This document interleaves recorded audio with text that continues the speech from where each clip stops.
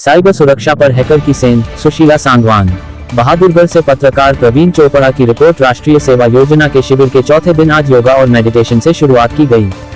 NSS camp incharge Sushila Sangwan ने बताया कि शिविर में स्वयं सेविकाओं ने कोरोना वायरस ओमिक्रॉन महामारी से बचाव के लिए स्लोगन लिखे। आत्मनिर्भर भारत पर बच्चों ने भाषण दिए। इस दौरान स्वयं सेविकाओं ने वैक्सीनेशन और कोरोना पर पोस्टर बनाओ प्रतियोगिता आयोजित की गई। इसमें सभी ने बढ़ चढ़कर भाग लिया। उन्होंने बताया कि आज बीमारी की वजह से स्कूल बंद है और बच्चे ऑनलाइन क्लास ले रहे हैं। इस वजह से सभी बच्चों के पास फोन है और इस फोन के उपयोग भी है और दुरुपयोग भी। साइबर क्राइम सामान्य तौर पर उन्हीं के साथ घटित होता है जिसको इसके बारे में जानकारी नहीं। इसी की जागरूकता के लिए शिविर में साइबर क्राइम पर एडवोकेट चैतन्य शर्मा ने अतिथि के रूप में शिरकत की और मोटिवेट करते हुए cyber crime, online game, WhatsApp, Facebook, Twitter पर प्राइवेसी कैसे रखें, ऐसे हैक होने से बचाए, साइबर सुरक्षा के लिए हमेशा पासवर्ड बदलते रहे, अज्ञात वेबसाइट पर संचालन से बचे, कंप्यूटर में अपडेट, एंटीवायरस का इस्तेमाल करें, अज्ञात मेल और लिंक पर क्लिक करें के बारे में स्वयं सेविकाओं को विस्तार से बताया। वहीं इस मौके पर आत्मनिर्भर भारत पर प्रवीण चोपड़ा ने छात्राओं को विस्तार से समझाया। इस मौके पर सामाजिक कार्यकर्ता सत्येंद्र दहिया, प्रवीण उर्फ सोनू इत्यादि स्कूल का स्टाफ मौजूद रहा। नमस्कार आप सबको, मैं doctor Sushila Sangwan, NSS incharge. ये कैंप का आज चौथा दिन रहा है बच्चों का और इस कैंप की शुरुआत हमने हमेशा की तरह से एनएसएस सॉन्ग उठे समाज के लिए, उसके साथ योगा मेडिटेशन के साथ साथ शुरुआत की इस कैंप की। उसके बाद बच्चों ने कोरोना से बचाव के लिए वैक्सीनेशन की जागरूकता, वैक्सीनेशन 15 से 18 साल के बच्चों को लगाने के लिए, इसलिए उन्होंने स्लोगन भी लिखे। बच्चों ने बैठ के पोस्टर भी बनाए हैं बच्चों ने कोरोना के ऊपर, वैक्सीनेशन के बचाव के लिए। और उसके साथ साथ प्रवीण जी ने आत्मनिर्भर भारत के बारे में बच्चों को बड़े अच्छे से समझाया, लड़कियों को। और उसके बाद हमारा लेक्चर रहा था चैतन्य का, जो कि हमारा साइबर सिक्योरिटी पे था।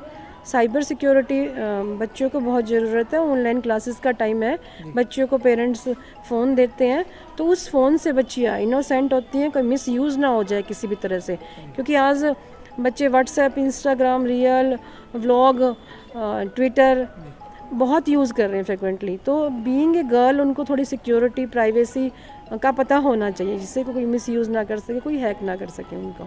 ये बड़ा डीपली हमने इसके बारे में जानकारी दी, बल्कि मैंने भी इस टॉपिक पे डीपली बच्चों को बताया और मैं टाइम टाइम पे बताती भी रहूँगी इस विषय में। हाँ जी, जागरूकता अभियान भी किया जाएगा मैडम? हाँ जी, एक रैली निकाली जाएगी, थोड़ा मौसम ठीक हो जाए बच्चों के, फिर ये एक जागरूकता रैली निकाला जाएगी हमारी। और कोरोना और वैक्सीनेशन पे, ओमिक्रॉन के सेफ्टी, सिक्योरिटी, मास्क, सैनिटाइज़र और सोशल डिस्टेंसिंग पे लेक्चर होगा और उसकी रैली भी निकाली जाएगी।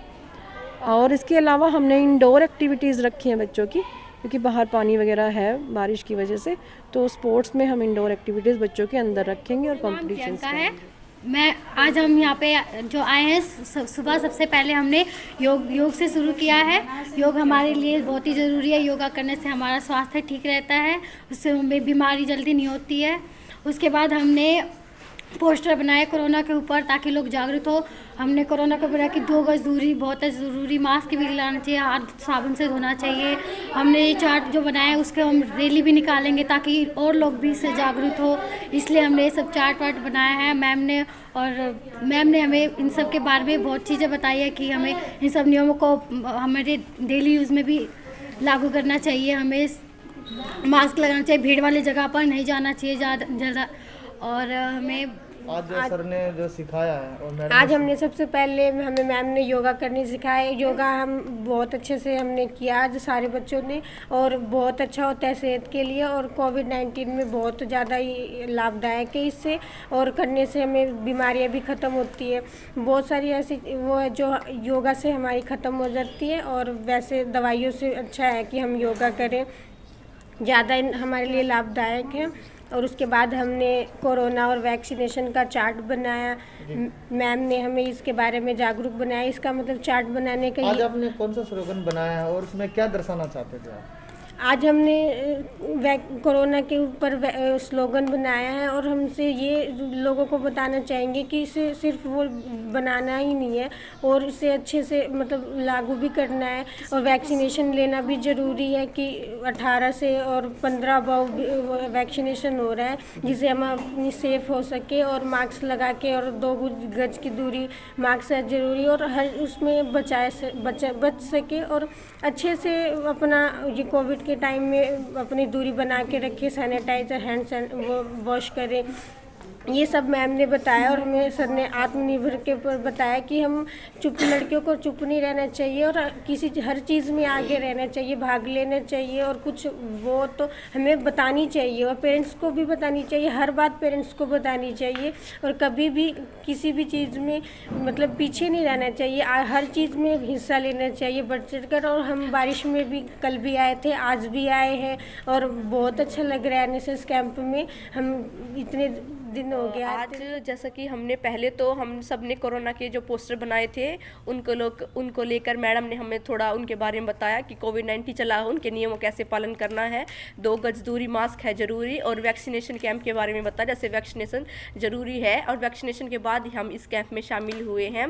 उसके बाद प्रवीण सर ने हमें कैसे आत्मनिर्भर एक व्यक्ति कैसे बन सकता है उसके बारे में बताया कि आत्मनिर्भर व्यक्ति के लिए कितना ज़रूरी है, क्योंकि एक आत्मनिर्भर जो व्यक्ति होता है वो किसी भी तरह से लड़ सकता है, उसके अंदर इतनी शक्ति पैदा होनी चाहिए कि वो किसी भी फील्ड में जाए या किसी भी जगह जाए वो इतना आत्मनिर्भर रहे, वो अपने आप से कुछ भी क्वेश्चन पूछे तो फटाक से उसका जवाब दे दे, कोई भी उसके अंदर डर है वो नहीं होना चाहिए। और सर ने हमें ये भी बताया कि अगर कोई हमारे साथ कुछ घटना होती है या कोई कारणवश कुछ हम कह नहीं पाते तो लिखित में भी उसका दे कि अगर हम किसी CM विंडो में उसकी शिकायत करें तो एक बार तो समाधान मान लो नहीं हो लेकिन दूसरी बार उसका समाधान जरूर हो जाएगा। इससे जो हमारे अंदर झिझक होगी वो बिल्कुल एक तरीके से दूर हो जाएगी और जो हमारे अंदर एक शक्ति होगी वो उत्पन्न होगी वो बहुत अलग होगी और इससे हमारे अंदर का जो डर है वो बहुत जल्दी दूर हो जाएगा। और सर ने हमें ये भी बताया कि जैसे अगर हम डरेंगे ना तो आगे उठकर हम कोई भी काम नहीं कर पाएंगे, डरने से कुछ काम सफल नहीं हो सकता। अगर हम अपने अंदर के डर को दूर निकालेंगे ना तभी हम सफल होंगे और मेहनत करने से हम व्यक्ति सफल होंगे।